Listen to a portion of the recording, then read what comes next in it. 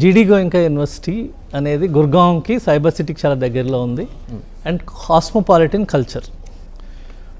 ఈ ప్రధానంగా ఇంజనీరింగ్కి వచ్చే విద్యార్థుల వయస్సు 17 సంవత్సరాలు ఉంటుందండి.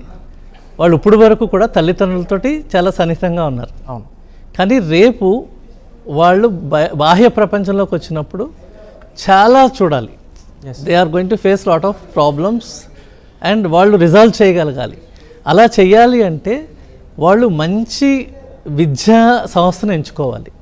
సో ప్రతి తల్లిదండ్రికి విద్యార్థికి చెప్పదలుచుకునేది, మీ అబ్బాయి భవిష్యత్తు మీ చేతుల్లో ఉంది.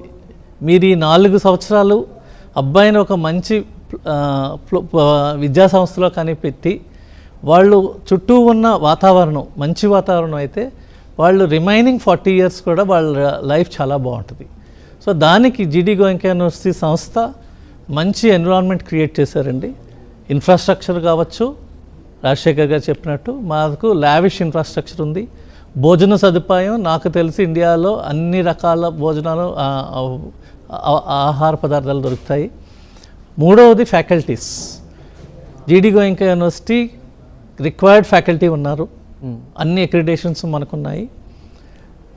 నాలుగవది వసతి సౌకర్యాలు, మంచి వసతి సౌకర్యాలు కల్పించబడ్డాయి. అండ్ మాకు మల్టీ కల్చరల్ స్టూడెంట్స్ ఉన్నారు. మాకు దగ్గర 40 దేశాల నుంచి విద్యార్థులు వస్తారు. అలాగే మనకి పాన్ ఇండియా నుంచి స్టూడెంట్స్ వస్తారు. కాబట్టి మన తెలుగు విద్యార్థుల్లో ఉన్న ఆ న్యూన్యతా భావం, ఆ భయం అనేది ఒక్కసారి వేరే ప్లేస్కి వస్తే అది పోవడానికి అవకాశం ఉంది. అలాగే నేను వాళ్ళని రోజు కూడా గైడ్ చేస్తుంటాను. క్లాస్ వర్క్ చాలా డిసిప్లిన్డ్గా జరుగుతాయి.